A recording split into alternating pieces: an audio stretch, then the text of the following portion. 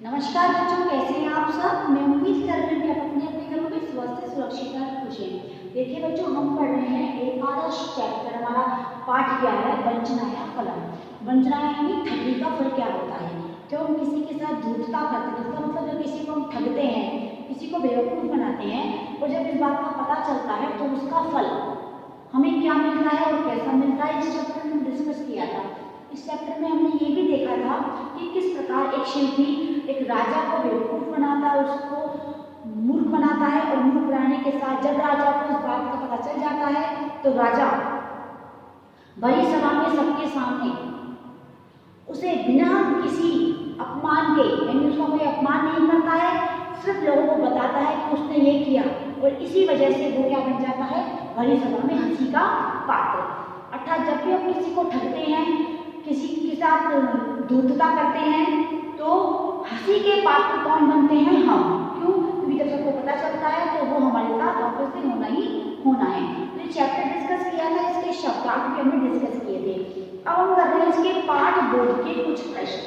तो देखिए बच्चों, पाठ बोध के प्रश्न जो हम कर रहे हैं, आप उन्हें पहले ध्यान से समझें, उसके बाद हम प्रश्नों के आंसरों को लिखेंगे। देखिए, विकल्पे वे उचितम उत्तरम चित्वा। आपको पता है कि विकल्प व्यय का मतलब ऑप्शन से उचितम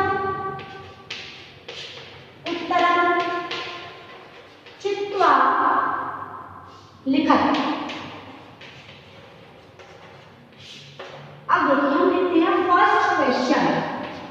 इसका पहला क्वेश्चन क्या है? जो टॉपिक है वो कह रहा है कि जो आपको कुछ ऑप्शन दिए जाएंगे, आपको उन ऑप्शंस में जो राइट आंसर है वो लिखना है। तो देखिए, पहला क्वेश्चन है, नरपति किम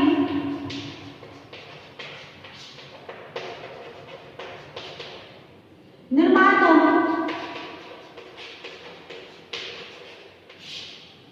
अवांछत।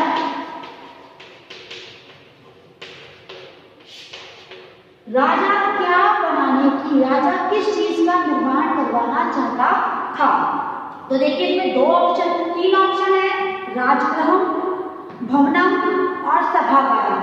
वह राजगृह बनाना चाहता था, यानी राजमहल बनवाना चाहता था, भवन बनवाना चाहता था, या सभागार यानी जहां पर सभा होती है वो बनवाना चाहता था। तो देखिए, इस चैप्टर की जो हमारी फर्स्ट टाइम थी, जो स्टार्ट हुआ था चैप्टर, वहां से नहीं, जहां से ये कहानी स्टार्ट हुई थी वहां भी देखिए, एकदा कश्चित नरपति नवीनम भवनम रचितुम अवांछत। तो नवीनम भवनम, तो इस क्वेश्चन का आंसर क्या होगा यहाँ पे? भवनम। अब आपके पास जो ऑप्शन दे रखे हैं उनमें से आप राइट ऑप्शन को राइट कर लें और भवनम पर टिक लगा दें, या उसके सामने जो ये ब्लैंक स्पेस दे रखा है वहां पर इसे फिल कर लें। नेक्स्ट क्वेश्चन है, स भवनम निर्मातुम।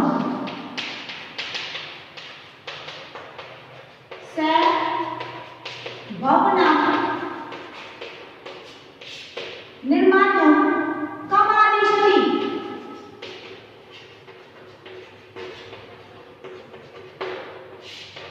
उसने किसको आदेश दिया? कमा था किसको? उसने भवन निर्माण का आदेश किसको दिया? तो देखिए, हमारे ऑप्शन है, मंत्रण है, सेनापति और भवन शिल्पी। मंत्री को आदेश दिया, भवन निर्माण का आदेश किसको दिया था? मंत्री को दिया था, सेनापति को दिया था, या भवन शिल्पीनम को दिया था? किसको दिया था? भवन शिल्पीनम। शिल्पीनम यानी भवन बनाने वाले शिल्पी को, यानी जो मकान बनाता है उस शिल्पकार को। शिल्प यानी कला, जिसके पास भवन बनाने की कला होती है उसे उसने क्या दिया था? भवन निर्माण का आदेश। नेक्स्ट क्वेश्चन है हमारा थर्ड क्वेश्चन। थर्ड क्वेश्चन कहता है, शिल्पी द्वित्रयदिने भवनस्य किम आदर्शयत्। शिल्पी द्वित्रय अर्थात दो या तीन दिने भवनस्य किम आदर्शयत्।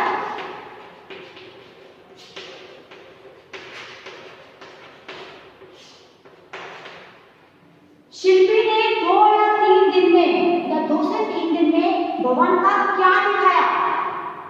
जब शिल्पी को राजा ने आदेश दिया कि तुम्हें भवन निर्माण करना है, तो शिल्पी ने 2 या 3 दिन में राजा को क्या बताया? तो देखिए, शिल्पी ने रूप दिखाया, रेखा चित्र दिखाया था, या सामग्री दिखाई थी। शिल्पी ने क्या दिखाया था? ये चैप्टर में डिस्कस किया था। इस चैप्टर के अकॉर्डिंग शिल्पी ने दिखाया था राजा को रेखा चित्रम। क्या दिखाया था? रेखा चित्रम। ये सारे क्वेश्चंस के आंसर आपको बहुत अच्छे से याद करने चाहिए, वर्ड टू वर्ड। अब देखिए 4th क्वेश्चन। 4th कहता है संतुष्ट भूपति।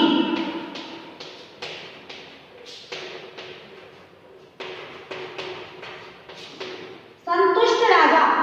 शिल्पी ने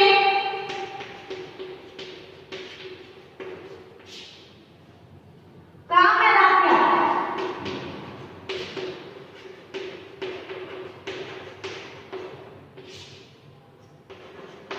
अर्थात रेखा चित्र को देखकर संतुष्ट हो गया था राजा कि ये शिल्पी जो है, ये जो कला कौशल का मकान बनाने वाला जो कलाकार है, वो बहुत अच्छा मकान बनाएगा मेरा, बहुत अच्छे भवन का निर्माण करेगा। तो शिल्पी को राजा ने क्या किया? तो देखिए, सामग्री धनम भवनम, भवन दिया था, धन दिया था, या सामग्री दी थी? राजा ने शिल्पी को सामग्री दी थी। क्या दिया था? सामग्री।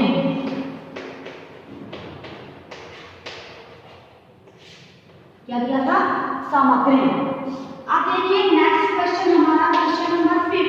के शिल्पिना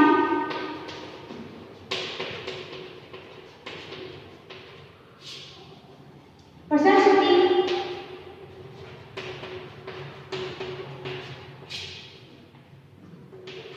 स्म। कौन शिल्पी की प्रशंसा कर रहे थे? कौन कर रहे थे? तो देखिए, नृपा राजा कर रहे थे, श्रमिक कर रहे थे, या दर्शक। कौन कर रहे थे? दर्शक यानी देखने वाले। कि जिन ने वो मकान देखा, जिन ने वो भवन को देखा, वो सभी उस शिल्पी की प्रशंसा कर रहे थे कि कितना सुंदर भवन शिल्पी ने बनाया है। अब देखिए नेक्स्ट क्वेश्चन।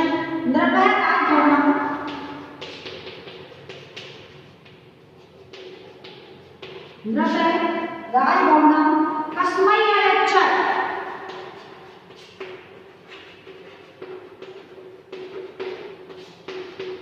राजा ने राजभवन किसको दे दिया? शिल्पी को, निर्धनाय गरीबों को, सैनिक को। किसको दिया था राजा ने? शिल्पी को वो भवन दे दिया था। अब आपको ये तो पता है कि राजा ने शिल्पी को भवन क्यों दिया था? क्योंकि राजा को अपने गुप्तचरों के माध्यम से ये सूचना मिल गई थी कि शिल्पी ने, जो राजा ने बहुत उत्तम सामग्री भवन निर्माण के लिए दी थी, वो शिल्पी ने अपने स्वयं के भवन में लगवा दी थी, और जो खराब सामग्री थी, जो बेकार सामग्री थी, वो शिल्पी ने राजा के भवन में लगवा दी थी। तो इसलिए राजा ने, जब गृह प्रवेश का दिन था, जिस दिन उस भवन का गृह प्रवेश था, उस दिन सभी के सामने ये घोषणा की कि मैं अपना ये भवन शिल्पी को प्रदान करता हूँ। किसके रूप में? उपहार स्वरूप, और इनाम स्वरूप, उपहार स्वरूप। और शिल्पी के भवन में मैं निवास करूंगा, मेरा परिवार शिल्पी के भवन में निवास करेगा। तो शिल्पी ने स्वयं बनवाया है अपने लिए, और जो शिल्पी ने हमारे लिए बनवाया है, उसमें शिल्पी का परिवार निवास करेगा। तो राजा ने किसको दे दिया था राजभवन? शिल्पी को। अब देखिए नेक्स्ट क्वेश्चन है हमारा क्वेश्चन नंबर 7। कस्य घोषणा श्रुत्वा, कस्य घोषणा श्रुत्वा, किसी घोषणा को सुन करके जना स्तब्धा अभवन्, लोग स्तब्ध हो गए थे। किसकी घोषणा को सुनकर लोग स्तब्ध हो गए थे? यानी लोगों ने किसकी घोषणा सुनी? जिनको, तो देखिए आपको पता है कि लोगों ने जब राजा की घोषणा सुनी, राजा ने घोषणा की कि शिल्पी को मैं ये भवन इनाम स्वरूप देता हूँ, और शिल्पी के भवन जो शिल्पी ने अपने लिए बनवाया है उसमें मेरा परिवार निवास करेगा। तो इस घोषणा को सुनकर सभी लोग क्या हो गए, स्तब्ध हो गए।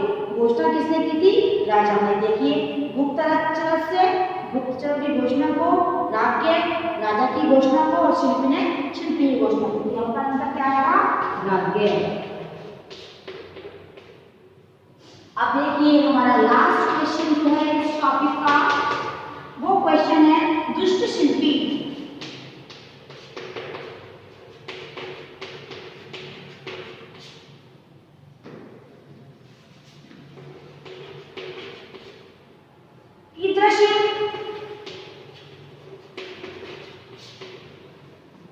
सामग्री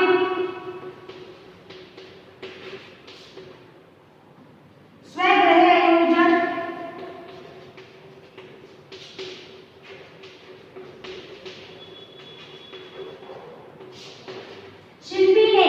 दुष्ट शिल्पी ने किस प्रकार की सामग्री से अपने घर को बनाया, तो यहाँ आएगा राज सामग्री।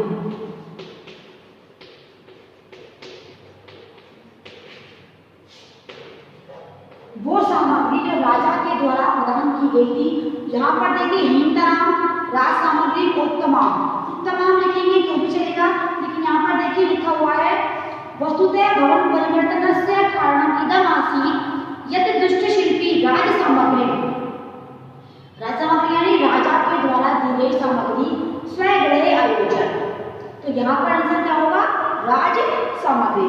अब देखिए सारे क्वेश्चनों के आंसर में हमने ऑप्शन सेलेक्ट किया है। पहले क्वेश्चन के आंसर में भवनम ऑप्शन है, सेकंड क्वेश्चन के आंसर में भवन शिल्पीराम, थर्ड क्वेश्चन इज रेखा चित्रा, फोर्थ सामग्री, फिफ्थ दर्शका, सिक्स्थ शिल्पी ने, सेवेंथ आएगा राज्ञ और एट्थ होगा हमारा राज सामग्री। अब इसका नेक्स्ट टॉपिक डिस्कस करते हैं बच्चों। नेक्स्ट क्वेश्चन आम और न लिखत। नेक्स्ट क्वेश्चन है आपको आम या फिर न, इन दोनों में से एक लिखना है। अब एक कैसे लिखना है ये हम देखते हैं कि कौन सा स्टेटमेंट सही है और कौन सा स्टेटमेंट गलत है। देखिए पहला स्टेटमेंट है राजा नवीनम भवनम, राजा नवीनम भवनम रचयितुम् इच्छति स्म। अब बताइए स्टेटमेंट राइट है या रॉन्ग है।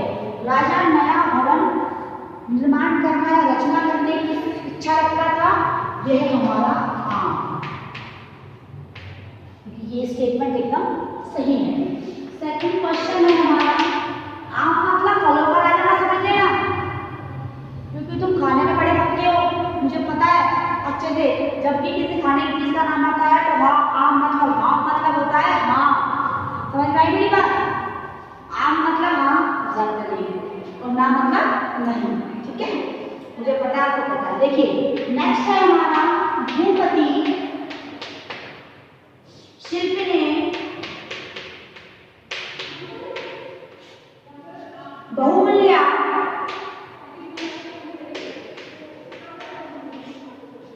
भवन निर्माण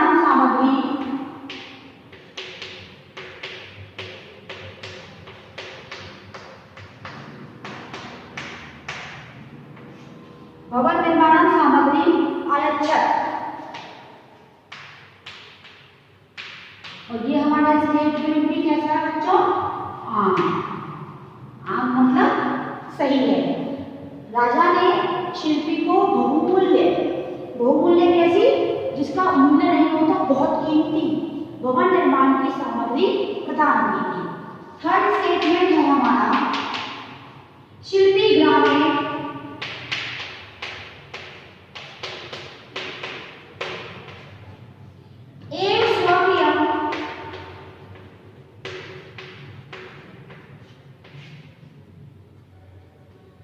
गृह निर्माती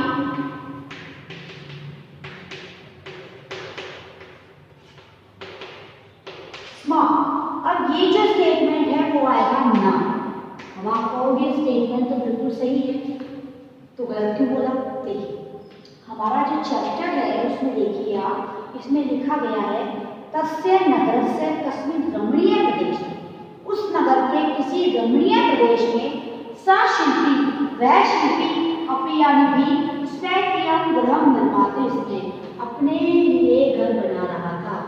नगरस्य कस्मिन् रमणीय प्रदेशे, तो यहाँ क्या लिखा हुआ है रमे, इसलिए वहां वाले स्टेटमेंट में क्या लिखा न। समझ में आई बात। अब चलिए नेक्स्ट करते हैं।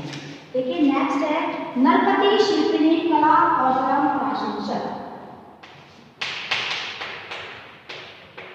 नरपति शिल्पना कला कौशलम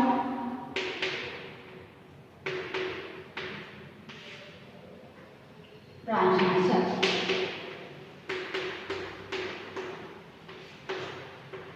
क्या राजा ने शिल्पी के कला कौशल की प्रशंसा की थी? अब देखिए स्टेटमेंट यहाँ लिखा हुआ है, सब कुछ दिखाया आपको। अब आप यहाँ देखिए, क्या राजा ने सभी दर्शकों ने क्या किया था? शिल्पी की प्रशंसा की थी। तो यहाँ पर देखिए लिखा हुआ है राजा ने प्रशंसा की थी, राजा ने भी प्रशंसा की थी एक बार, तो बाद में मतलब बाद में उसे जब लगा कि ये गलत काम कर रहा है तब नहीं हो, तो इसलिए स्टेटमेंट में क्या आएगा? ठीक है। अब देखिए नेक्स्ट नेक्स्ट शिल्पी ने राजभवनम प्राप्य। शिल्पी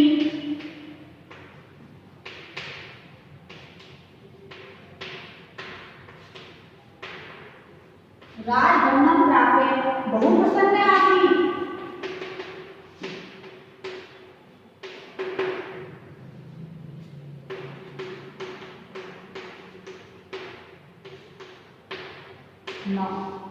क्या शिल्पी राजभवन को प्राप्त करके बहुत खुश हुआ था? आप बताइए, खुश हुआ था? नहीं हुआ था, उसका मुख पीला पड़ गया था। जब उसने राजा की घोषणा सुनी कि राजा ने ये घोषणा की है सबके सामने कि शिल्पी के भवन में मेरा परिवार रहेगा और ये जो भवन है मैं शिल्पी को इनाम स्वरूप दे रहा हूँ, तो इस घोषणा को सुनकर शिल्पी का मुंह क्या हो गया था? पीला पड़ गया था। क्यों पड़ गया था? क्योंकि शिल्पी ये बात जानता था कि जो भवन उसे मिल रहा है इनाम स्वरूप, उसमें बहुत ही खराब भवन सामग्री काम में ली गई है। उसने तो खुद ने बनाया था, उसको पता था, लेकिन बाकी लोग स्तब्ध हो गए थे। तो शिल्पी बिल्कुल भी पसंद नहीं था कि उसे ये भवन इनाम स्वरूप मिले। अब देखिए नेक्स्ट क्वेश्चन, प्रवंचना।